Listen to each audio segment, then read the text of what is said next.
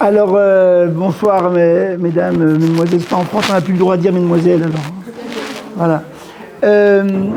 Avant de commencer, je voudrais quand même me présenter. Je tombe comme un cheveu sur la soupe à Marseille, en plein milieu dans votre vie. Je suis directeur de l'école Akiba. Je m'appelle David Uzan. Je suis né le 6 décembre 58 en Tunisie. Et je suis français. Mais je dirige l'école Akiba à Strasbourg. Martina est mon épouse. Nous habitons à Strasbourg. Il fait moins 8 degrés le matin. Et quand on arrive chez vous, on est gravement étonné. Est-ce que c'est vraiment la même République, le même pays?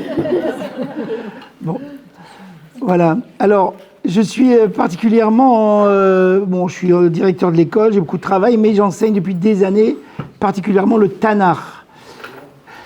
J'enseigne le Tanakh Je rebondis sur ce qu'a dit Avi Ohana. J'enseigne le Tanakh aux jeunes filles de mon école, essentiellement aux élèves de seconde, première et terminale, car j'ai pensé, depuis peut-être une vingtaine d'années, j'ai eu l'occasion de rencontrer de grands maîtres qui m'ont fait considérer que c'est un pan de l'étude qui a été abandonné par les hommes également. Il ne faut pas avoir peur de le dire. Les hommes se sont centrés sur le Talmud, la Mishnah, les lois, les halachot et tout. Ils ont créé tout un monde de détails de la halacha. Simplement, il y a dans le Tanakh des enseignements de comportement qui sont inestimables, qui sont liés à notre histoire passée, qui sont racontés par la voix de la prophétie, c'est-à-dire des prophètes, des gens envoyés par le ciel, pour exprimer à travers des histoires parfois sordides, parfois grandioses, pour exprimer des comportements qui sont éternels. Je pensais que c'était important d'investir ça dans une école. Parallèlement, je me suis rendu compte que la redécouverte du Tanakh que j'ai fait un peu seul avec mon équipe, eh bien en Israël, elle a pris une dimension énorme. L'État d'Israël est un État qui est difficile parce qu'il est à la recherche d'une identité nouvelle, renouvelée. Il y a des religieux, il y a des pas religieux, il y a des ci, il y a des ça. Mais qui on est? Qu'est-ce qu'on fait sur cette terre-là? On nous la dispute, les Arabes disent c'est à eux, machin bidule. Très bien, vous connaissez tout. Simplement, beaucoup de gens se sont mis à réfléchir, mais le lien qui nous lie à Eretz Israël, c'est le lien de la moralité. C'est pas un lien terrestre qui nous lie à Eretz Israël. C'est pas qu'on est des paysans qui pendant 2000 ans on était obligés d'être des commerçants et puis soudain on redevient des paysans. C'est l'erreur du kibbutz.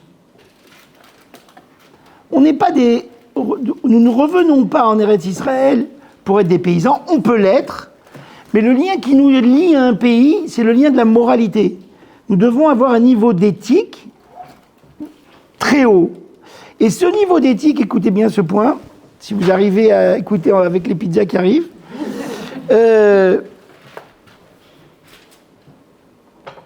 ce niveau d'éthique, il ne peut s'apprendre que par les erreurs.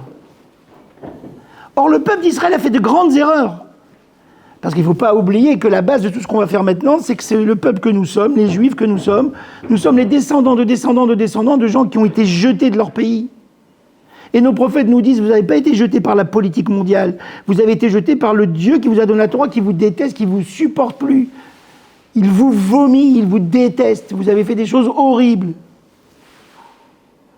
Et on est un drôle de peuple. On écrit des livres dans lesquels il y a marqué « Je vous hais ». Zarma, qu'on est le peuple élu, on est le peuple vomi d'abord, rejeté par la colère de celui qui nous a aimés. Alors, l'intérêt du Tanakh, c'est cette franchise que les grands maîtres d'Israël ont eue, les prophètes d'Israël, ils ont eu une franchise énorme de dire les fautes du peuple juif et les grandeurs de certains personnages pour nous tresser des horizons de quoi? Eh bien, quelle est la grandeur vers laquelle nous devons aller et quelles sont les erreurs dans lesquelles nous ne devons pas tomber? Comment on dit aux gens les erreurs dans lesquelles on ne doit pas tomber? Eh bien, on leur décrit où ça mène. Je vais faire avec vous le premier chapitre d'études dans Shoftim. Le Sefer Shoftim est un des premiers livres du Nar. Je ne vais pas commencer par le chapitre Aleph. Je vais commencer par le chapitre 19. J'espère qu'on se reverra soit par Zoom, soit en vrai. Je ne peux pas venir à Marseille toutes les semaines. Je tiens beaucoup à ce que ça soit une étude continue, si ça vous intéresse, bien sûr. Si ça ne vous intéresse pas, vous êtes libre. Mais l'intérêt d'une étude continue, c'est d'entendre couche après couche la prophétie, c'est-à-dire la voix d'Hachem à travers les paroles d'humains, nous dire « Eh les gars, c'est ça qu'il ne faut pas faire. Eh les enfants, c'est cette société qu'il ne faut pas monter. Vous êtes en train de lire la société qu'il faut fuir, car elle vous a mené à l'exil, la destruction, le malheur, le feu, le sang et tout ce que vous voulez. » Et donc c'est vraiment intéressant.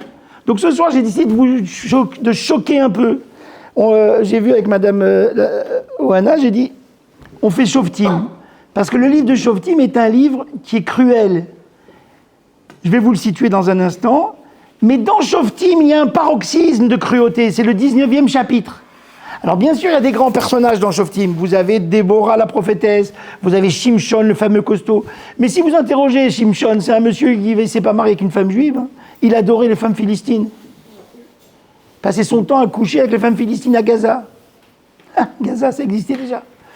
Qui ce type? Qui est ce type?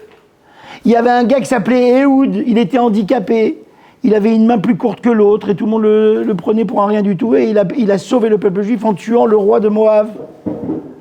Il y en avait un autre qui était un voyou, Iftah, c'était un voyou de la Tahana Merkazit ou de la place Castellane, enfin je dis, un voyou. Et ce voyou, Hachem l'a désigné pour sauver le peuple juif. Parce que tout voyou qu'il était, il y avait une pureté dans son cœur qu'on voit souvent chez les voyous. Donc il y a beaucoup à apprendre dans ce livre. Je dirais, le leitmotiv de ce livre, c'est le peuple d'Israël est sur sa terre, personne ne le dirige, il fait ce qu'il veut, il se comporte parfois bien, parfois mal. La phrase qui revient le plus souvent dans le livre de Shoftim, c'est Bayamim Haem, Ein Melech le Israël.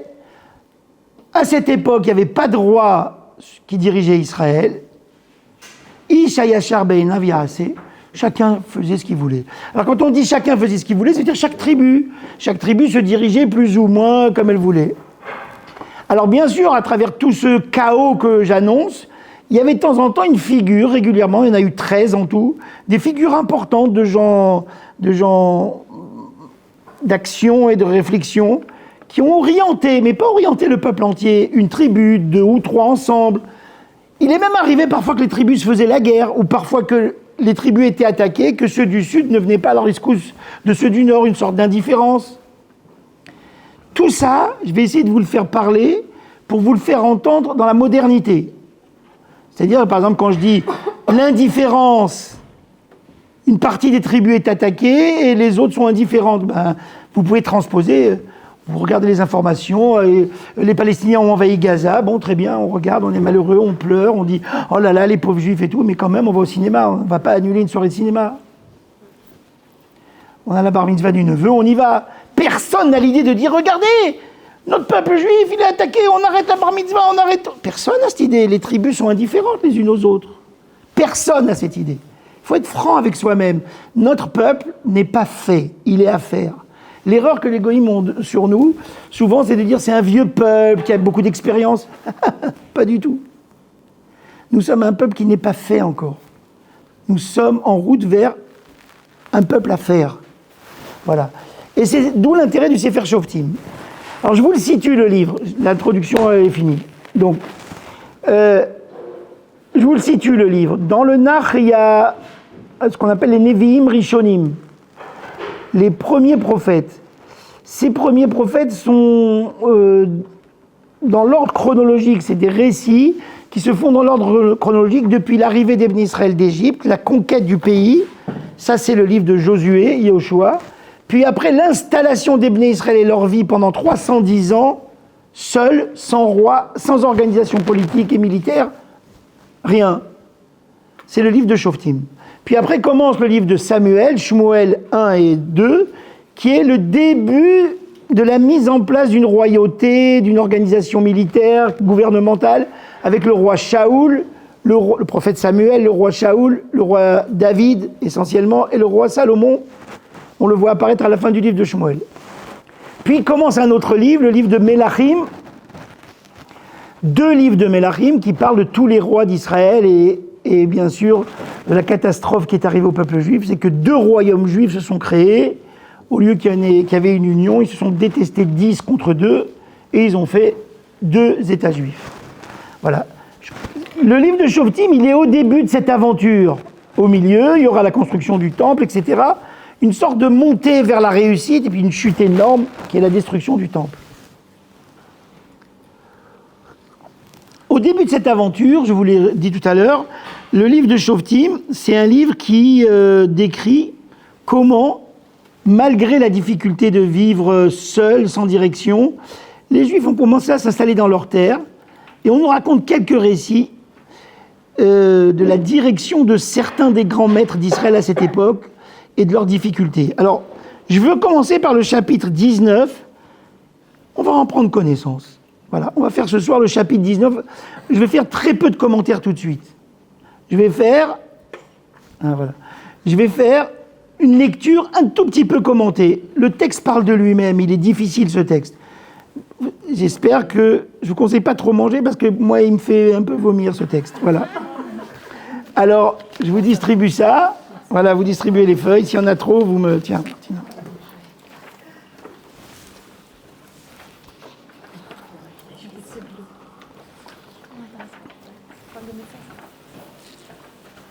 Si quelqu'un a une difficulté, n'hésite pas à me dire. Sur les noms, les dates, les lieux... Quand j'enseigne, j'essaie de donner pas mal de renseignements, le plus que je peux, mais en même temps, j'essaie de rester suffisamment sur la ligne du récit. C'est un bel endroit ici, ça me plaît.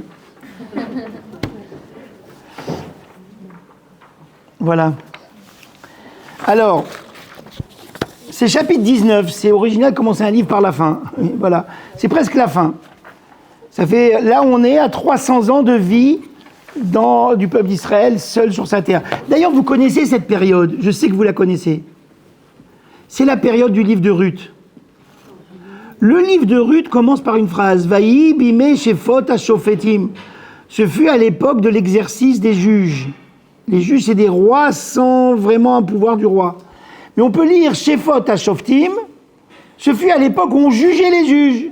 Il y avait une telle dégradation dans le peuple juif que les gens se moquaient des rabbins, se moquaient des sages, disaient « Ouais, mais n'importe quoi celui-là, qu'est-ce qu'il me juge, celui-là, de qui il est? Je le vois, il mange taref, ou bien il regarde la télé, qu'est-ce qu'il me saoule ?» Les gens se parlaient les uns des autres. Donc c'est une période de dégradation où il n'y a plus de tutelle. C'est très important une vie où il y a une tutelle.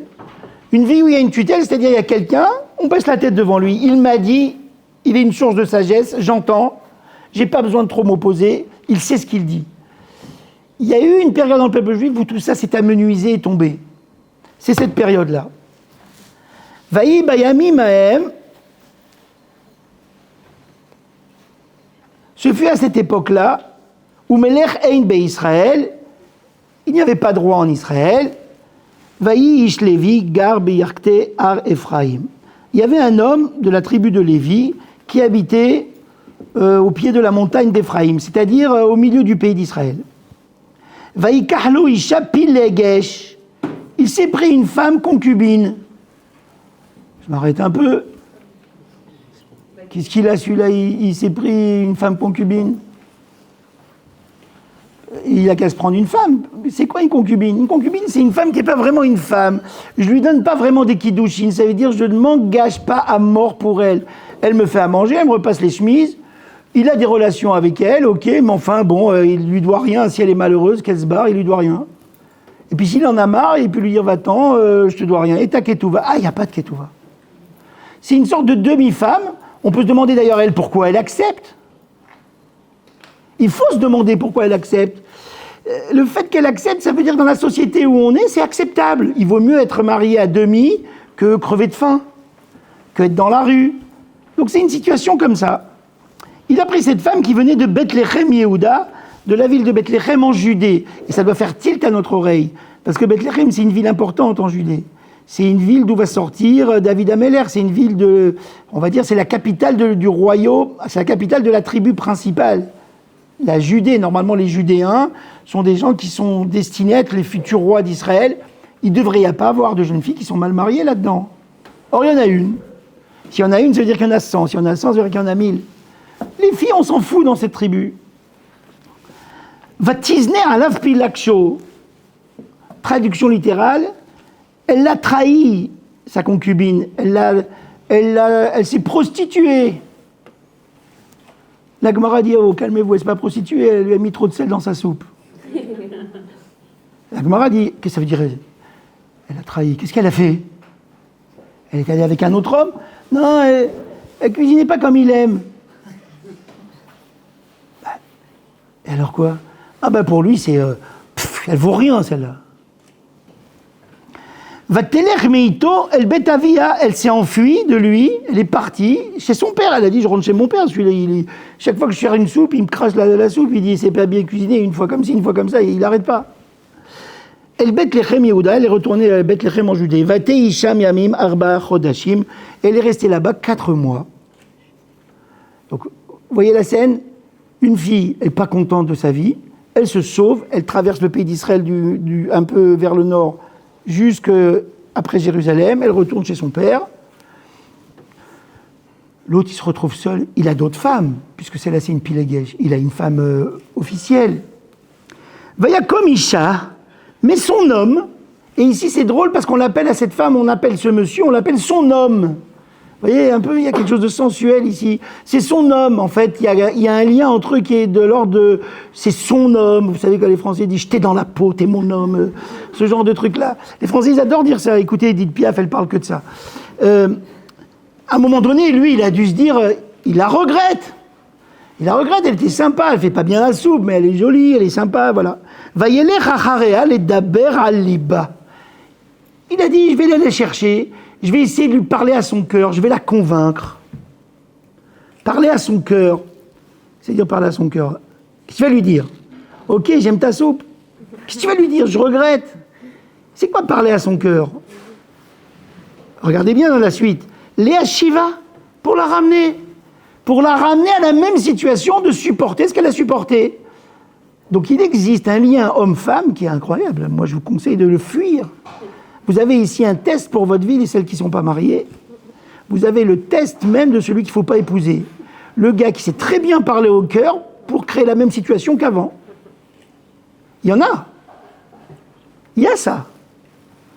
Il y a la capacité à parler vachement bien, à dire, tu sais, je pense qu'à toi toute la journée, tu es celle qui éclaire ma vie, Et puis d'un seul coup, l'autre, elle se laisse faire, mais qu'est-ce qu'il veut en fait? Bah, la même chose, tu me fasses la soupe que je veux, et si tu la fais pas, bon, allez. Donc, Léa Shiva l'a ramené exactement au même endroit. Vena Roimo, il a pris son serviteur avec lui, Vetsemed Hamorim, et un couple d'ânes. Pourquoi il a pris un couple d'ânes? Ah oui, c'est comme si on disait aujourd'hui en langage moderne, il a pris une Cadillac, une belle voiture. Là, il a pris un âne pour lui et un âne pour elle. Vous allez voir, ça va une très grande importance, un âne pour elle, parce qu'avant, c'est ça les voitures. Et donc, le serviteur, à pied. Vatavieu, Betavia, voilà. Et ils ont été cette petite caravane a été jusqu'à la maison de son père. Vaireu Avianara. Le père de la jeune fille l'a vu arriver de loin. Alors, regardez la scène étrange. Les parents se mêlent toujours trop des couples. Alors, le père voit. Et là, on tombe par terre. Vaïsmah likrato. Il s'est réjoui à sa rencontre. Qu'est-ce que ça veut dire, tu t'es réjoui à ta rencontre? Ta fille, elle a été jetée par ce type. Elle l'a quitté. Tu vois arriver celui qui fait souffrir ta fille. Tu cours à sa rencontre joyeux. Quel genre d'homme c'est ça? Qu'est-ce qui se passe dans la relation homme-femme dans ce texte? C'est mystérieux. Sa fille, elle est revenue se protéger chez papa. Papa voit arriver le type, il dit « Ah, le salopard !» Au lieu de ça, il dit « Oh, tu es là, mon gendre adoré ! Elle t'attend !» Mais qu'est-ce que c'est ça? Là, vous avez le test exactement du père qu'il faut fuir. Mais c'est plus difficile, parce que les pères, on ne peut pas les fuir. C'est toujours notre père. Un mari, on peut le fuir. Un homme, un petit copain, on peut le fuir. Mais un père, il faut s'éloigner. Elle a eu tort de se réfugier chez cet homme. Pourquoi? Parce que voilà un homme qui se range, qui est joyeux de voir le tortionnaire de sa femme, de sa fille. Alors il se réjouit. Il a insisté, il a enlacé Hotno, son beau-père, Avianara, le père de la jeune fille. Elle n'est pas là. Hein. Remarquez, elle ne vient pas du tout sur le chemin. Vayashev ito shel oshet yamim, et il est resté avec lui 3 jours. Où est-elle? Donc il le fait rentrer à la maison, viens, tfaddal, mange, bois, viens, assieds-toi, prends une douche, voilà ta chambre. Et elle, Vayochlou, Vaishtou, ils ont mangé, ils ont bu. Vayalinu Sham, ils se sont reposés là-bas. Et elle, rien. Je ferai une petite parenthèse. Vous vous habituez dans le Tanakh, je vous donne des petites règles de lecture à chaque fois, si j'arrive. Le texte écrit comme un scénario de cinéma, toujours. Le texte écrit comme l'image qu'on veut créer dans la tête du lecteur. Le prophète, il trempe son stylo, enfin sa plume dans l'encre, et dans sa tête, il a l'idée de dire « Je vais faire disparaître cette jeune fille de l'horizon du texte pour que les lecteurs se demandent sans cesse « Mais où est-elle ? Mais où est-elle ?» Et que le lecteur réponde « On voit bien que pour ces deux hommes, elle ne compte pas. » Donc c'est ce qu'on appelle le texte blanc sur noir. Il y a le texte noir sur blanc, mais qui révèle du blanc sur noir. Elle ne compte pas. Il y a un deal entre eux. Toi, tu me prends ma fille, tu la nourris, tu la protèges, etc. Et moi, comme ça m'évite de la nourrir. C'est une bouche en moins à la maison. Donc tu m'as soulagé que tu viennes. Parce qu'elle me saoule là maintenant. Elle m'occupe une pièce. J'aurais pu la louer pour des paysans. J'aurais pu la louer pour des voyageurs. Je perds de l'argent avec cette fille. Moi, j'invente, hein, j'imagine. Je suis tellement content de te voir que tu vas me la reprendre, j'espère. Voilà. Vaishtu, vaïlenu, etc. Vaï, bayom, arévehi. Et le quatrième jour, vayashkimu baboker. Ils se sont réveillés le matin. Vayakom la lechet, au singulier. Il s'est levé pour partir. Sous-entendu, c'est réglé. Il n'a même pas demandé l'avis à la fille. Aucun passouk ne nous dit, écoute chérie, je m'excuse, je te fâche du mal que je t'ai fait. C'est réglé, elle revient avec lui. Deuxième parenthèse, êtes-vous allé chez un psychologue? Ne me dites pas. Mais sachez que chez les psychologues, vous verrez, il y a un test qui est magnifique, que nous, dans les écoles, on utilise beaucoup, c'est le texte du Rorschach. C'est un texte, vous l'avez déjà vu, hein, ce test, c'est une tache d'encre, on met de l'encre, un gribouillis d'encre ici, on plie, on appuie, et on ouvre, et des deux côtés, vous avez la même tache. Et on dit à l'enfant... Qu'est-ce que vous voyez? Qu'est-ce que vous voyez? Alors souvent c'est une tête de papillon, alors l'enfant dit « Oh, on dirait un papillon », on dit « Non, on dirait un éléphant ». Et tout est juste. La maman du petit enfant qui est chez le psychologue, elle ne peut pas dire « Mais non mon chéri, c'est une fontaine ». Taisez-vous madame, vous n'avez rien à dire, ce qui m'intéresse c'est ce qu'il voit.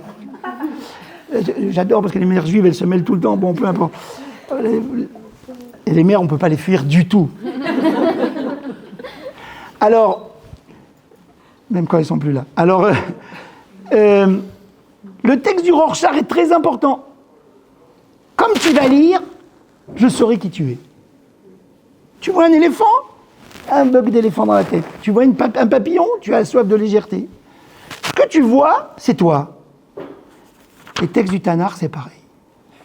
Ce texte-là, vous n'allez pas dormir, j'espère, parce que vous allez pouvoir le relire à l'envers de ma lecture. Je suis en train de vous décrire deux salopards qui vendent leurs filles et leurs femmes, mais vous savez, ce texte peut se lire que c'est des tzadikim et que cette femme, elle a tort. Et que ce qui va se passer à la fin, c'est la justice. Et vous pouvez le lire comme ça. Et si vous le lisez comme ça, je ne pourrais rien vous démontrer. Parce que c'est comme ça que vous êtes. C'est ça qui est horrible. C'est en ça que les textes de Hachem, ils ne sont pas tous comme ça, mais il y en a beaucoup.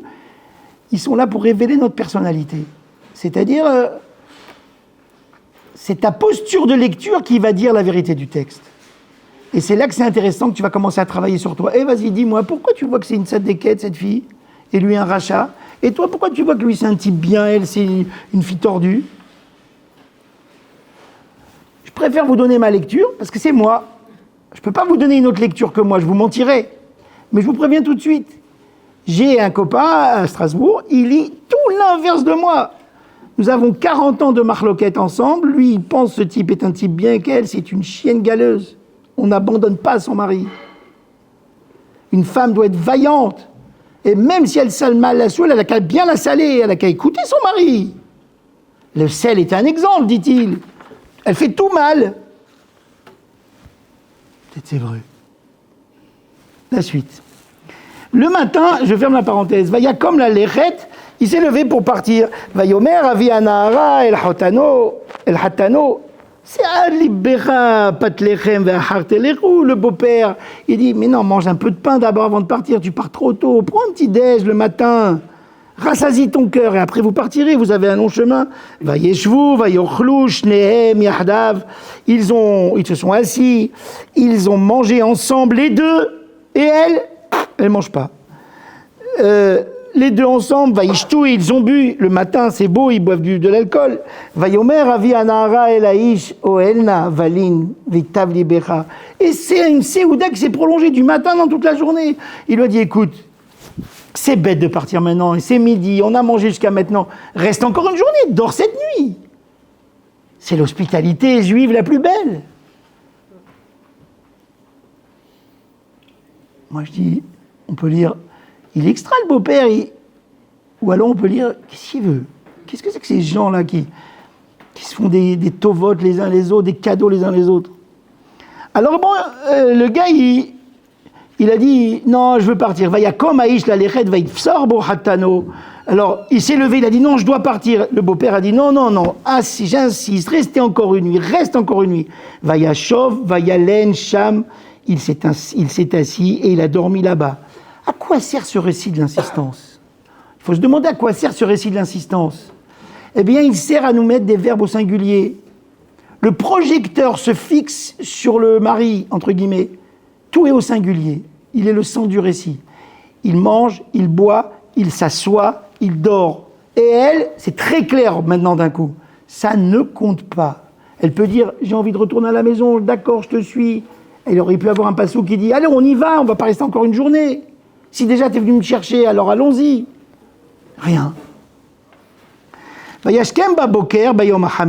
5e jour, il s'est réveillé le matin, la lechet, vayomer, avianara, se'adna levavecha. Et toujours pareil, le beau-père dit, allez, mange encore un peu. Avant de partir, veitmameu adnetotayom. Et ils ont tardé jusqu'à temps que le soleil commence à se décliner à midi. Donc c'est des gens qui mangent, qui profitent de la vie, qui kiffent, qui devisent. Finalement, à quoi sert ce deuxième récit d'insistance? Parce que la jeune femme, d'un seul coup, elle passe vraiment au second plan. L'essentiel, c'est leur plaisir à eux deux. Elle, c'est plus le centre du récit du tout. Mais on le savait depuis le début. Mais là, maintenant, clairement, il y a un deuxième jour, donc c'est clair, on s'en fiche de ce qu'elle pense. L'essentiel, c'est jusqu'à quand on n'a plus de plaisir, nous deux. Bon, finalement, le soleil va se coucher. Vayochlu shnehem, ils ont mangé les deux. Vayakom ha'ish la lechet ouf il laksho. Ah, enfin! Il s'est levé pour partir, lui et sa concubine, Venaharo et son serviteur. Vayomerlo, Hotano, Avianara, mais le beau-père a encore dit, Hinena Rafa Ayom, mais regarde, le soleil se couche, la Harov, ça va être bientôt le soir. Lino, Linu, Na, Ine, Hanotayom, Linpo. Il lui dit, regarde, le jour se couche, il va faire nuit bientôt, s'il te plaît, allez, dors encore ici. Vaïtav levavecha, tu seras heureux. Vishkamtem machar, le darkechem valartaleo alecha. Demain matin, je te juge, je te laisse partir. Tu rentreras dans ta maison. Allez, encore une nuit. Vélo ava et ishlaloun. Mais là, cette fois-ci, le mari, il en a marre. Ça y est, la politesse entre beau-père et gendre est passée. Maintenant, je veux retrouver cette femme qui cuisine si mal et que j'aime tant. Alors, il n'a pas voulu y aller. Vayakom, vayeler. Il s'est levé et il est parti, et très vite le beau-père disparaît du récit. Vayavo adnochar Yevus, i Yerushalayim. Et ils sont arrivés en vue de Yevus, qui est la future Jérusalem. À cette époque, cette ville appartenait aux Jébuséens. David l'a conquis plus tard quand il est devenu le roi. C'est une ville qui n'était pas du tout dans le territoire des Bnei Israël, pour une raison simple. Josué ne l'a pas conquise, parce que vous pouvez poser la question, mais monsieur Usan, vous nous avez dit, je profite, il ne faut jamais m'appeler Rav. Il dit Rav parce qu'il est sympathique, mais il ne faut jamais m'appeler Rav. Je lutte contre le mensonge atomique de notre époque, où tout le monde est Rav. Rav, c'est un nom qui veut dire quelque chose. C'est quelqu'un que son Rav lui a mis les mains sur la tête et lui a dit « Tu es Rav, tu peux être posek halacha ». Moi, personne ne m'a fait ça. Je n'ai jamais voulu qu'on me le fasse. 2, et je n'ai pas travaillé suffisamment la Guémara pour qu'on me le fasse, donc tout va bien. Je m'appelle Monsieur Usan, c'est déjà beaucoup, parce qu'en français, mon sieur, c'est beau, c'est Monseigneur. Bon, alors, il ne faut jamais m'appeler Rav. Et quand vous parlez de moi, si vous parlez de moi, vous dites Monsieur Usan, ça suffit, c'est largement suffisant. Voilà. Fermons la parenthèse. Donc, le gars, il arrive en face de Yévous, et on pourrait se poser la question, mais alors, cette ville, pourquoi elle n'a pas été conquise par Josué? Parce qu'Avram Avinu avait dit que non. Avram Avinu avait dit, j'ai un accord avec les Jébuséens, cette ville doit rester jébuséenne jusqu'à un certain temps. C'est les accords d'Oslo. Cette ville doit rester jébuséenne jusqu'à un certain temps, je ne veux pas qu'on fasse la guerre avec eux. Donc Yévous n'a pas été conquise. Très bien. C'est Yerushalayim de l'époque. Veimot Tsemed Hamorim, Havushim ou Pilak Shoimou, regardez ce pasouk. Et quand il est arrivé à Jérusalem, on nous dit juste au passage, il avait les 2 couples d'ânes avec lui, qui étaient remplis de matériel, Havushim. Le beau-père a dû lui fourrer des olives et du pain et de la rissa et tout. C'était bourré. Et la jeune femme, elle était à côté. Ah, elle marche à pied. C'est fini l'histoire d'amour. Maintenant, puisqu'elle a accepté de revenir, je vais remplir la Cadillac d'autres choses. Ça y est, maintenant, elle va pas me saouler qu'elle va monter sur un âne.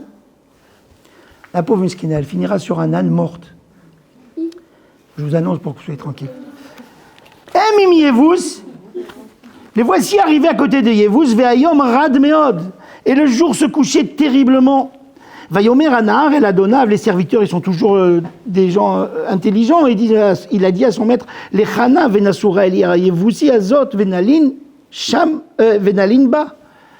Mon maître, venez, on va vers Jérusalem, enfin vers Yévous, on leur demande l'hospitalité, on va dormir là-bas. Il fait nuit, la nuit, il y a des loups dans la forêt, on ne peut pas continuer à marcher, il y a des brigands. Vayomer et là, Vadonav. Chaque passouk va nous donner un renseignement sur la carte d'identité de cet homme. L'homme a répondu, L'onasur elir nochi, asher lo mibnei Israël, henna. On ne va pas dormir chez des goïms qui ne sont pas des bnei Israël. Ah. Pourquoi? Qu'est-ce qu'il y a? Ah non, on ne se mélange pas. On est le peuple élu. On est les enfants d'Abraham, Isaac et Yaakov. Mais attends, Coco, si tu étais un enfant d'Abraham, Isaac et Yaakov, t'es gentil avec ta femme, normalement? Ah, mais ça n'a rien à voir, ça, elle m'énerve, elle ne sait pas cuisiner. Et alors, et quand tu vas à la synagogue, mais je pleure. Je suis bouleversé quand on fait Nagdishar, comme ça. Je suis un enfant d'Israël. Et je ne mange pas dans n'importe quel endroit. Mais alors pourquoi ta femme, elle souffre? Ah, mais ça n'a rien à voir, elle a qu'à s'arranger. Vous voyez? Il y a une dissonance ici. Le passouk veut nous décrire un homme qui a un certain nationalisme, mais qui ne vaut rien en réalité. Mais il l'a. Ve'avarnu ad Giva. Il a dit, on va aller jusqu'à la ville de Giva. Giva, c'est une petite colline. Il y avait une ville dessus qui est dans le territoire de Binyamin. Le sujet que je vous enseigne est connu dans la Gemara et dans toute la culture juive par Pilegesh Bagivara, la concubine de Giva. C'est probablement un des récits du Nach les plus durs et les plus célèbres. Vayomer le Naharo, il a dit à son serviteur, Lecha venikreva ba'achata mekomot velanu bagiva ou barama. Il lui dit, allez, on avance, il a dit à son serviteur. On va s'approcher à un des endroits de notre peuple. On va dormir soit à Giva, soit à Rama. Vayavrou, ils ont avancé. Vayelchou vatavo lahem hashemesh. Et c'est la Giva, cher les Binyamin. Et malheureusement, le soleil s'est couché, la nuit est bien arrivée. Juste au moment où ils sont arrivés devant la ville de Giva. Donc ils sont obligés d'aller à Giva parce que c'est dangereux de continuer. Elle dit rien, elle est silencieuse, elle ne va jamais plus parler. Vayasuru Sham, ils se sont détournés vers là-bas, Lavo, Laloun, Giva, dormir à Giva. Vayavo, Vayeshev, Birchovaïr, et ils sont pénétrés jusqu'à la place centrale. Rechovaïr ne serait pas la rue. Rechovaïr, c'est la place centrale. Alors les villages d'avant, jusqu'à il n'y a pas longtemps dans le monde, il y a toujours une place centrale où les paysans se réunissent, échangent leurs outils, réparent les chariots, vendent leurs bêtes. C'est la place centrale. Et donc, normalement, cette place centrale, elle est très importante à savoir que c'est la place centrale, parce que la place centrale, c'est, comment dire, le lieu où tout le monde passe. Le matin, tout le monde passe pour dire tout va bien, on peut y aller au champ, etc. Et le soir, on vient raconter, j'ai un agneau qui est né, est-ce que tu veux l'acheter? On vient raconter, et avant de rentrer à la maison, quand il fait nuit complètement. Donc, ils se trouvent sur la place centrale, normalement, ils devraient trouver des gens qui les invitent. Personne ne les a invités dans la maison. Personne. Donc ici, c'est souligné clairement qu'il y a un bug dans cette société juive. Voilà des gens qui viennent de Éphraïm, qui sont passés à Yehuda, donc 2 tribus, et ils arrivent maintenant à Binyamin. C'est comme si c'était des Bédouins, des Romanichels. Personne ne les invite. Et ça, c'est souligné exprès. Parce que la mida numéro 1 que tous les enfants du Gan connaissent de Avraham Avinu, qu'est-ce que les Ganénotes font en premier au Gan? La tente de Avraham Avinu, ouverte des 4 coins pour accueillir les gens qui passent, les Bédouins pieds nus. On est des gens, la base de notre peuple, c'est on accueille autrui qui a besoin. D'ailleurs, si on m'interrogeait, moi, l'essence même de la Torah, c'est ça, il y a d'autres personnes que soi. Ils ont besoin, alors ils ont besoin. Là, personne ne les invite. Veine ish zaken ba min maaseu min asade ba erev. Mais soudain, je pense que tout le monde se rend dans sa maison, la place centrale se vide, un vieil homme arrive de son travail dans les champs, le soir. Ve'aish me'ar Ephraim. Or cet homme, il habite Giva de Binyamin, mais il est de la même ville que ce Lévi et sa Pilegesh, c'est-à-dire Ar Ephraim. Ah, des compatriotes. C'est comme les Marseillais quand ils se voient. Oh, compère. Ve'u gar b'Givra. Mais il se trouve qu'il était exilé à Givra. Il habitait à Givra. Ve'ansha makom bnei Yemini. Et tous les autres, ils étaient des gens de la tribu de Binyamin. Donc ce monsieur d'Ephraïm, il était un peu étranger au milieu des gens de Binyamin. Il travaillait là. Il a dû être accepté avec grand mal. Mais il était étranger dans son propre peuple. Aujourd'hui, grâce à Dieu, on ne vit plus ça. On est tous mélangés, Ashkénaz, Séfarades et tout. Mais moi, j'ai connu des gens qui ont connu l'idée que quand ils sont arrivés du Maroc ou de Tunisie, rentrant dans une soule Ashkénaze, on ne les comptait pas pour compter le minyan. Ah oui. Ils avaient un doute, est-ce qu'un Séfarade, ça compte?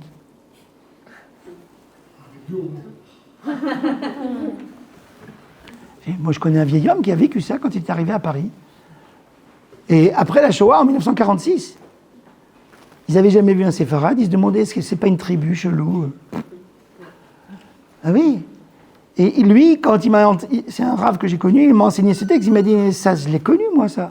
Être au milieu de mon peuple comme un étranger. Oh, en Eretz Israël, je pense que j'ai quand même des copains qui ont voulu étudier à la Yeshiva de Slobodka. On a enregistré Boalina. Bon. Oui, alors soyez rassurez-vous, ça a changé. Tant mieux. Mais j'ai quand même des copains qui ont eu du mal à parler aux gars ashkénazes pendant des années, d'avoir chavruta avec eux. Ils ne sont pas du même peuple. Ils sont pas du même peuple. C'est ce qui se passe ici. Vaïssa Enav, il a levé les yeux. Vayar et ish aish aoreach bicho vaïr. Il a vu l'homme sur le bord du chemin. Oreach, ça veut dire sur le bord du chemin. Par extension, ça veut dire un invitable, un invité. Parce que Orach, c'est le chemin. Vayomer Aïch Azaken, Hanateler, Umein Tavo. Le vieil homme qui est étranger, vous voyez, les gens en situation de fragilité, ils sont sensibles à la fragilité des autres. Lui, il est en situation fragile, il voit un homme fragile avec sa concubine, ses ânes, son serviteur. Il lui dit, mais où tu vas? Et d'où viens-tu? Vayomer Elav, Ovrim Anachnu mi Bethlehem Yehuda, Adir Kete Ar Ephraim, Misham Anochi. Il lui dit, moi, je reviens de Judée et je vais à Ar Ephraim car je suis de là-bas. Vaelech ad Bethlehem Yehuda avet Bet Hashem ani olech. Et je suis pressé de rentrer à la maison parce que j'irai au Mishkan faire un korban. Le Mishkan était à Shiloh à cette époque. Donc, je veux rentrer chez moi à Ephraim et Shiloh n'était pas loin. Donc, il rajoute sa petite couche de religiosité. Je suis un gars bien, tu sais. Bon, j'ai jeté ma femme pour quelques grains de sel, mais je suis un type formidable. Je suis très pressé de rentrer à la maison parce que je dois aller au Beth Amikdash de l'époque. Ve'en ish me'asefoti abaita, et je suis étonné. Personne ne m'invite. On va être obligé de dormir dans la rue. Ve'gam teven gam mispo yesh lehamorenu. Pourtant, j'ai sur les ânes de la paille et du foin pour mes ânes. Ve'gam lechem ve'yain yesh li. J'ai même du pain et du vin.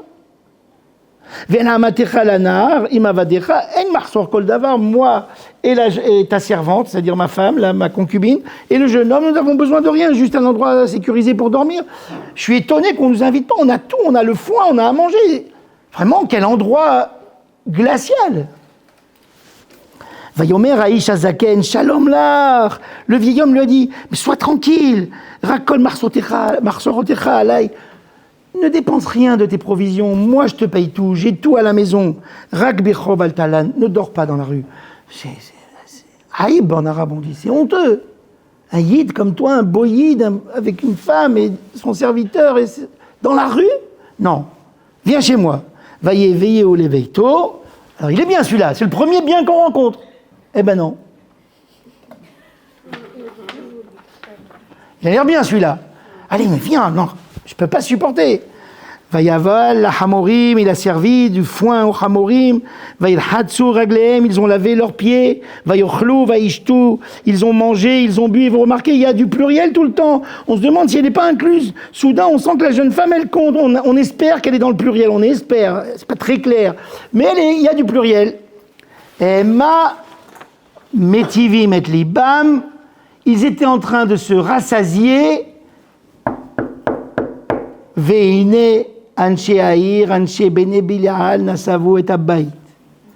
Pendant ce temps-là, des gens de la ville, des gens sans joug, sans foi ni loi, des voyous, avaient entouré la maison. Midda Pekim à la délette, frappant à la porte. Bon, Alina, qu'est-ce qu'ils veulent? Vayomrou El Aïch, ils ont dit à l'homme à travers la porte, Baal Abaït, le maître de la maison, vieux, Azaken. Otse Taïch, Asherba El Beitecha, Veneda'enu. Sors cet homme qu'on puisse coucher avec lui. Ça ressemble à Sodome et Gomorrhe. La même chose, le même texte, la même phrase. Nous sommes dans Sodome et Gomorrhe, mais dans le clan d'Israël. Voilà, c'est la remarque qu'il faut faire. C'est Sodome et Gomorrhe dans le clan d'Israël. Voici des hommes de la Gay Pride qui habitent le village de Giva, qui sont des paysans comme les autres. Ils ont vu un étranger, un beau gars qui arrive avec une jeune femme. Bon, elle devait être... voilà, ils l'ont pas remarqué. Mais c'est pas des vrais homosexuels dans le sens où... C'est ce qu'ils aiment en premier. Mais s'il y a une femme, pourquoi pas? C'est tout pareil. Sors-le qu'on le prenne. Vayetse alehem aïch balabaït. Alors le propriétaire de la maison, il est sorti vers eux. Vayomer alehem, il leur a dit, halachai, s'il vous plaît, mes frères, haltareuna hare asher ba'aïch azel beiti. Ne lui faites pas de mal, il est venu dans ma maison, ça se fait pas dans notre pays. L'hospitalité commande qu'on ne fait rien aux invités. Haltarasu et anavela azot, ne faites pas cette action pourrie. C'est horrible de violer un homme. Puisqu'il était mon invité, Zarma que s'il n'était pas mon invité, qu'est-ce que tu veux que je fasse? Mais maintenant c'est mon invité, vous ne pouvez pas le violer. Inebiti à Betula. Mais j'ai ma fille qui n'est toujours pas mariée. Vous pilakchéou et sa concubine. Otiana otam, verano otam. On va vous les sortir les deux et vous allez vous les violer. Ve'asu lahem atov beinechem, faites-leur ce qu'il vous plaît. Laïch azelotaasu davar. Mais cet homme-là, ne le faites pas de viol. Dvar anavela azot, cette pourriture-là. Prenez les femmes. Alors, je vous dis un peu la lecture du Rorschach de l'autre côté, hein, parce que vous allez vous dire, mais comment on peut lire d'une autre lecture? Si, on est dans un état de honnête, de grave, il y a des voyous qui nous entourent, c'est ça qu'Anat Nefashot. Les femmes, eh ben, elles ont plus l'habitude de recevoir un homme en elles. Je parle cru, hein, j'ai pas l'habitude de parler caché. Alors, autant donner des femmes, même si ça les fait souffrir. Mais un homme, ça lui fait très mal. Alors, visons le moins douloureux.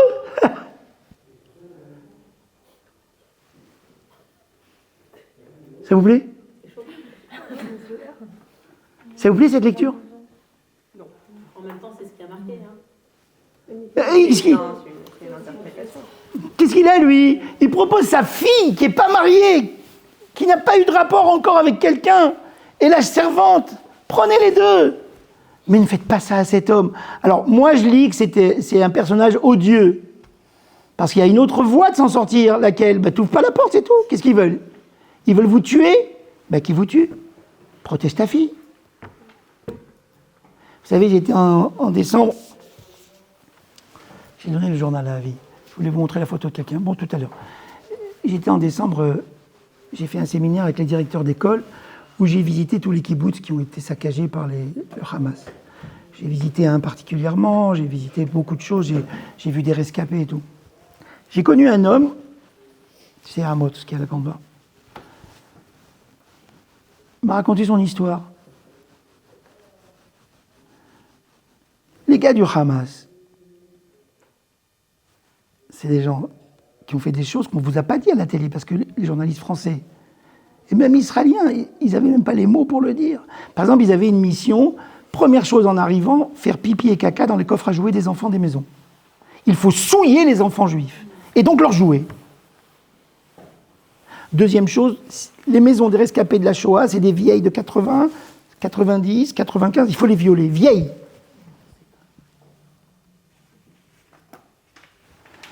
Ce Amos que j'ai connu, du kibbutz Nir Oz, dès qu'il a compris ce qui se passait, 6h40 du matin, il a compris l'émission, il comprenait l'arabe, puisqu'il travaillait avec des paysans arabes des fois, donc il comprenait l'arabe, il a entendu les cris, les paroles et les ordres, il a compris. Il a caché sa famille derrière une bibliothèque, une pièce qu'il a cachée avec une bibliothèque, il est sorti avec sa mitraillette, et il a passé son temps à tuer les gens qui vont violer les vieilles rescapées de la Shoah. Il ne s'est pas dit bon, c'est des vieilles, ils vont bientôt mourir. Autant s'occuper des jeunes. Il ne s'est pas dit ça. Moi, je lui ai parlé en tête à tête, on a pris un petit goûter ensemble. Je me suis demandé comment il pouvait Birklal manger un petit gâteau. Il mangeait. Je lui ai dit, mais c'était pas ta priorité, les jeunes? Il m'a dit, Mazem Chané, jeunes ou vieux, ils sont en train de faire un mal inimaginable. Ils ne doivent pas le faire. C'est ça que le type ne dit pas.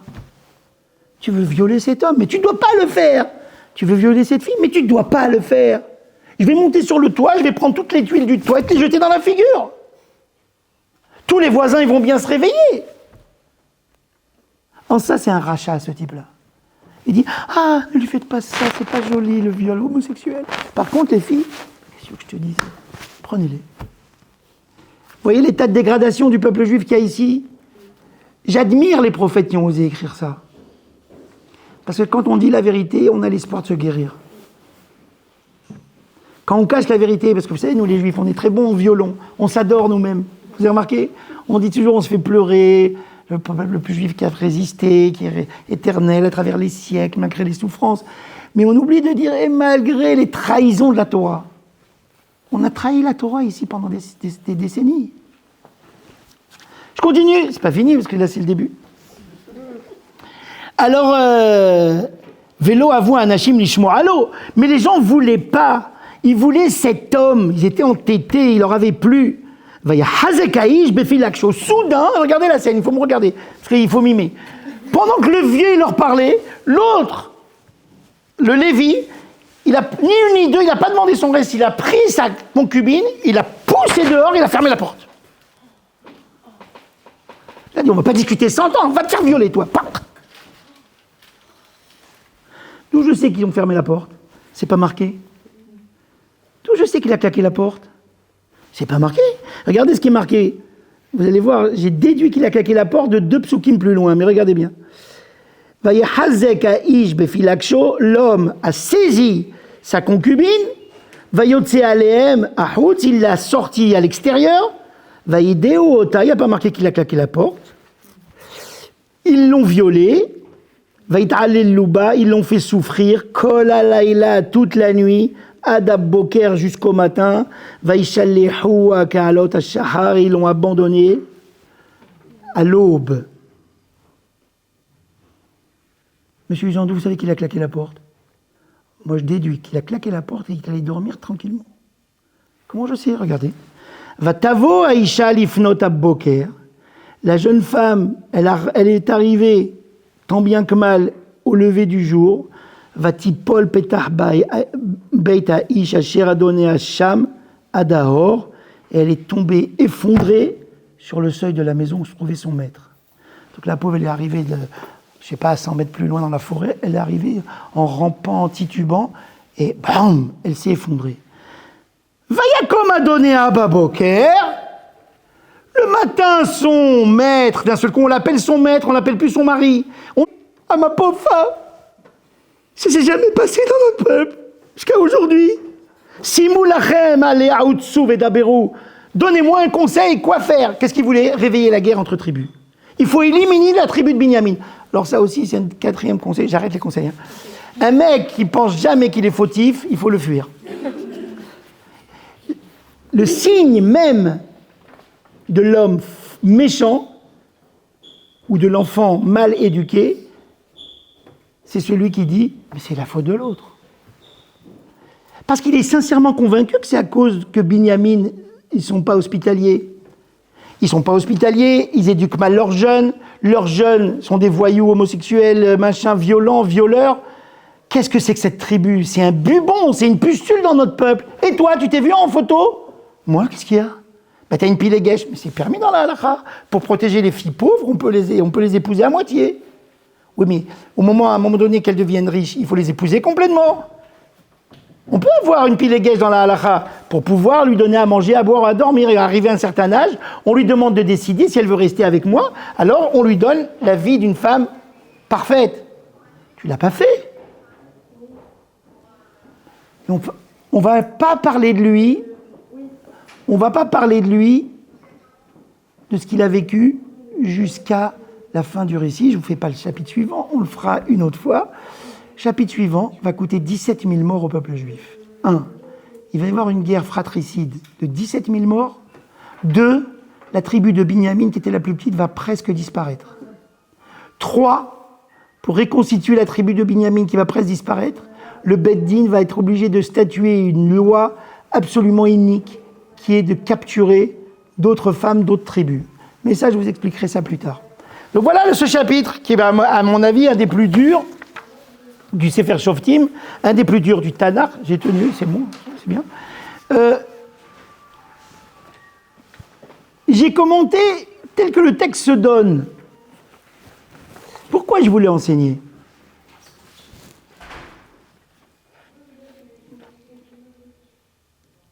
Non seulement, comme je vous l'ai dit, je pense que ce texte pointe la dégradation du peuple juif,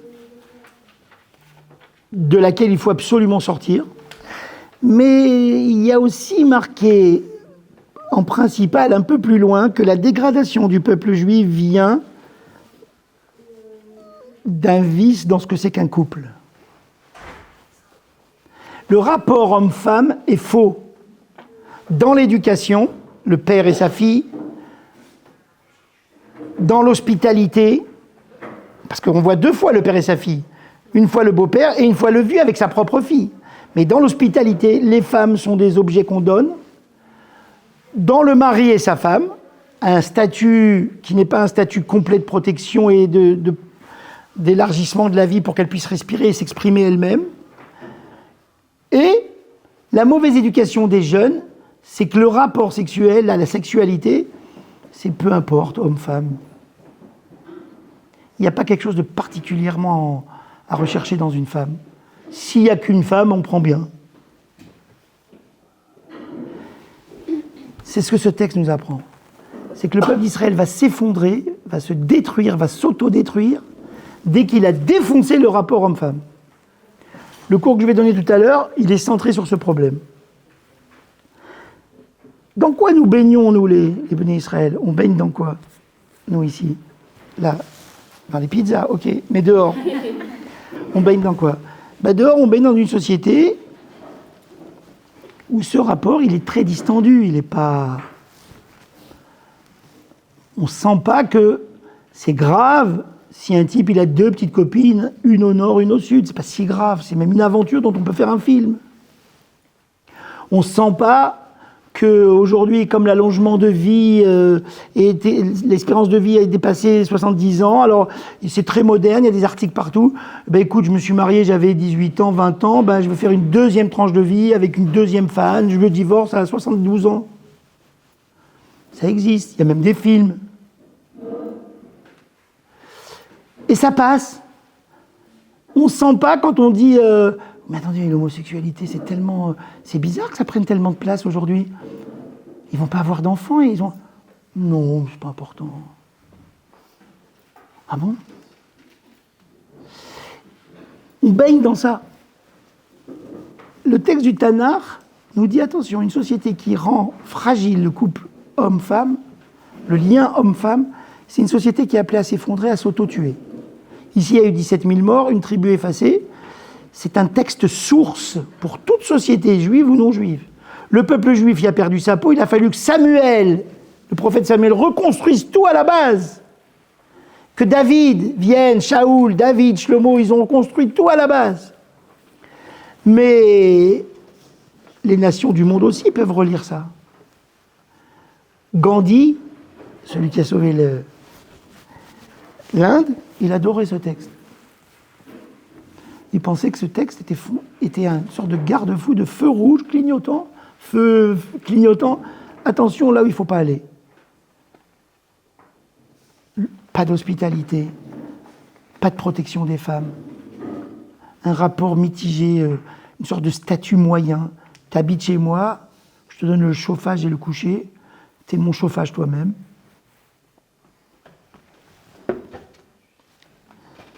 C'est l'effondrement du clan d'Israël. Voilà ce que je voulais vous enseigner ce soir. Je pense qu'on va reprendre au chapitre Aleph par Zoom. Là, je voulais vous amener parce que du chapitre Aleph, vous allez voir, ça va descendre comme ça. Ça va descendre comme ça jusqu'à temps qu'il va falloir quelque chose. C'est quoi ce quelque chose? C'est un petit garçon qui va s'appeler Shmuel, qui est un petit garçon adorable, qui lui va réparer tout ça très simplement, en aimant sa maman, en aimant son Dieu, en respectant son maître, et en donnant à boire aux gens qui venaient dans les chemins. Très simplement, il a réparé ça. Vous avez des questions? Ouais. Moi, j'ai une question. Ouais.